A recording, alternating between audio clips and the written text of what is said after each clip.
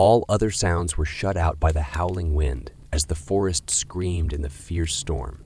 As it poured down rain, I looked through the trees for any sign of cover, my clothes soaked through. Even though there didn't seem to be any protection in this wild, wild place, I kept going through the storm. I thought all hope was lost until I saw a faint glow between the shaking trees. I fought my way towards it, bracing myself against the fury of the elements. I arrived at a lone wooden house that was just barely visible through the rain. As night fell early under the storm's cover, a dim flicker of light flashed from inside. I stumbled toward the door and hit the worn-out wood with my numb hands. After a very long time of waiting, the door finally creaked open just enough to show a cautious old man's face.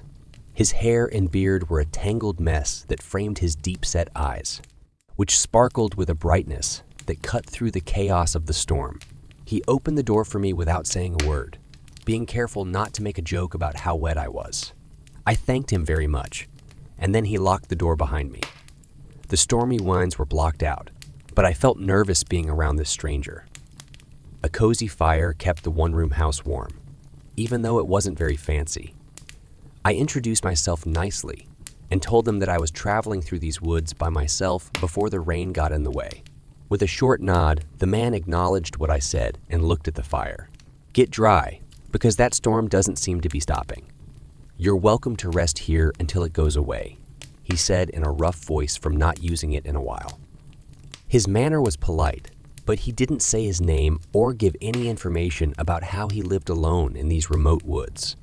There was an odd silence as the fire popped and cracked, sounding a lot like the howls coming from the woods beyond our shelter.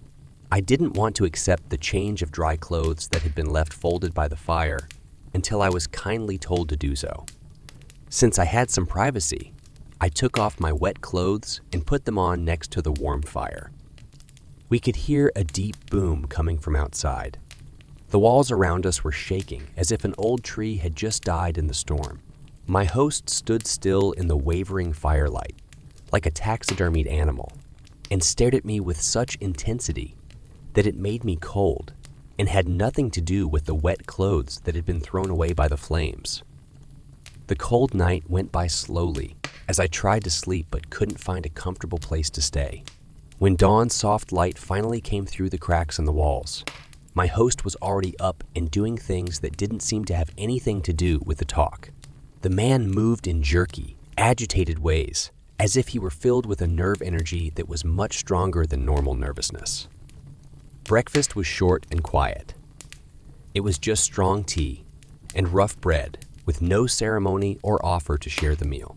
My host still hadn't given me any information that would help me figure out who he was, other than the fact that he lived in this remote sanctuary and seemed determined to keep his personal past vague.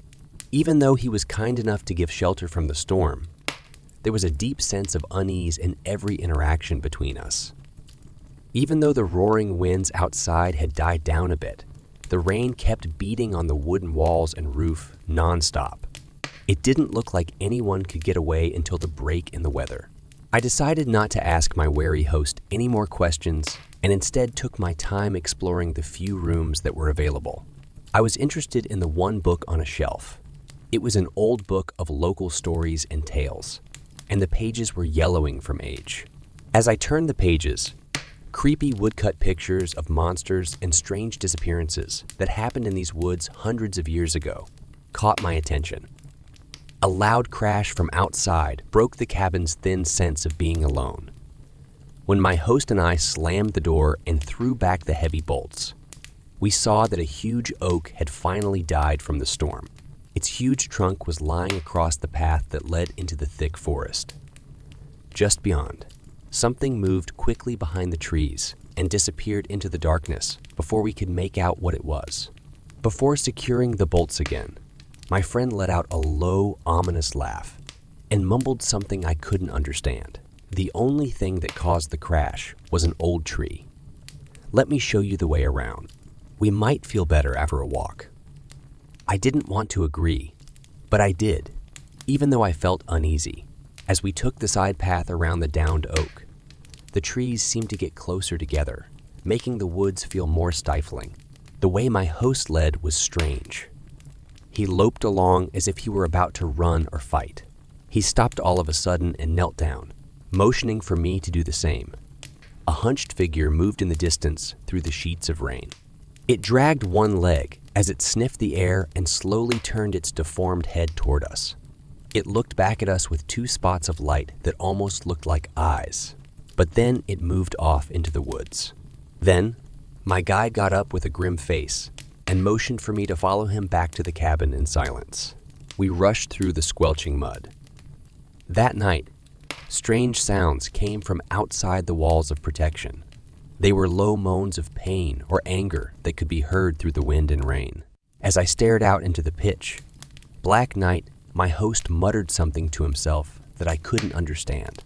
I was afraid of what was lurking so close. I couldn't fall asleep because my thoughts were filled with an unnamed fear. When dawn finally came back, I would ask this man about the noises in the night, the thing in the woods, and the shadow that kept following him around. Finding this forest's dark secret seemed like the only way to get away from its killing grip. I woke up with a start when I heard a choking, guttural scream through the roaring winds. My host jumped up from his creaky chair by the dying fire and looked around the cottage walls with wide eyes for signs of a breach. In the middle of the night, there was another strange howl. This time, much closer. It was followed by a beating and scratching sound coming from the heavy front door. The old wood cracked into small pieces when huge force hit the old building. My guide took a rusty hatchet from the shelf, without saying a word, and waved for me to follow. We crept around to the back of the single room and pushed back a worn-out rag rug to find a narrow trapdoor made of rough wood. As if from deeper than seen, a rotting smell rose up. Right away, he rasped and dropped down quickly into the cellar. For someone so old and dirty, he was very agile. I climbed down the broken ladder and into a huge earthen room that was only lit by a single guttering light. The trapdoor shut tightly above us. From our dark hiding place, loud bangs shook the floors above us as sharp claws tore into the hide of the cabin. As the attack came, the wood broke and buckled, and inhuman roars and clicking sounds filled the air with a crazed hunger. My friend stood very still, hatchet in hand, and stared up at the changing shadows that played on the rough grain of the trapdoor. Finally, there was a strange quiet again. We were afraid to breathe for a long time until the old man finally gave us the all. Clear and opened the door a crack. There were disgusting sights waiting for us, where furniture and buildings used to be. When I caught a whiff of the smell that hung thick in the hollow, I was thrown back with a gag, hitting the clay walls that seemed to close in around me with every gasping breath. My guide stayed strangely calm, looking up at the damaged space with the cold detachedness of a scholar. "It knows we still live," was his grim judgment. "The hunt is still going on." When dawn came, it didn't bring any comfort or a way out. It only made us realize how horrible it was that we were trapped in this cursed tomb with a horrible predator watching over us. My friend broke the uncomfortable silence by talking about the shadow that has been following him through these old woods since he was a child. A strange tribe curse and a cannibal cult that spread its evil ways to strangers like me, who were not supposed to be there and stayed too long in this forest wilderness. We had to figure out how to trick the crazy person and fight for our lives in a place where morals and the law didn't apply. We would make the monster follow our rules when night came back. In the dark, I helped move things from the hatch so that climbing tools could be made from the broken pieces above. The sharp, chuckling head of my guide's hatchet gave me chills, but it wasn't very good against such an awful thing. After getting as many weapons as the situation would allow, it was time to face our fate, which was waiting for us on that dark, killing floor that the monster had now taken as its home. We were dragged one by one into a scene from the depths of hell, waiting for an attack that never came. Instead, there was a scary, expectant quiet. Then I heard a moving sound coming from the shadows.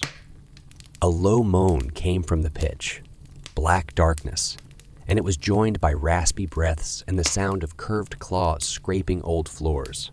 Even though my blood ran cold, I stood my ground with my hatchet raised as a huge shape came loose from the walls. Two glowing eyes looked at us from a head that wasn't shaped right. They were wild and smart. This was the Watcher of the Woods come to life. It was the twisted history of this forest.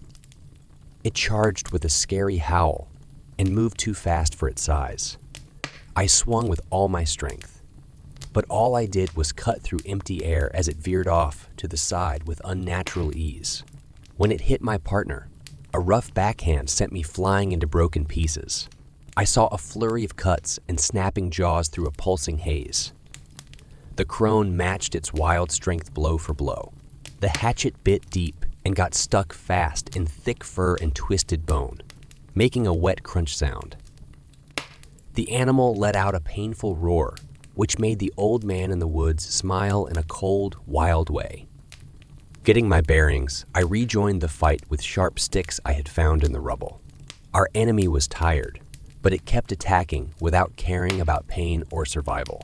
As the fight went on, black ichor covered the ground, and its minions watched from the woods that were closing in on the broken-down shelter without being seen. We beat the writhing monster with a Herculean effort and slammed it into the cold ground with the hatchet and stakes, crushing it to death. When the last twitch stopped, there was a strange quiet again. As dawn crept over the doorway, it showed 3 figures among the blood and broken bones. My friend stood there, bloody but not bowed. This is an age-old way of getting revenge when law and decorum don't apply. I had made it through this experience, emerging strong-willed but forever changed on the inside. Regarding the dead body lying at our feet, the forest would eventually take back that unclean body part. But its cycle of pain was over. The old woodsman led me away from the killing ground, showing me the way through the clearing mists to safety in the woods, away from the ghosts that still lived there. But even though the storm was over, its effects would last forever in these wild primevals.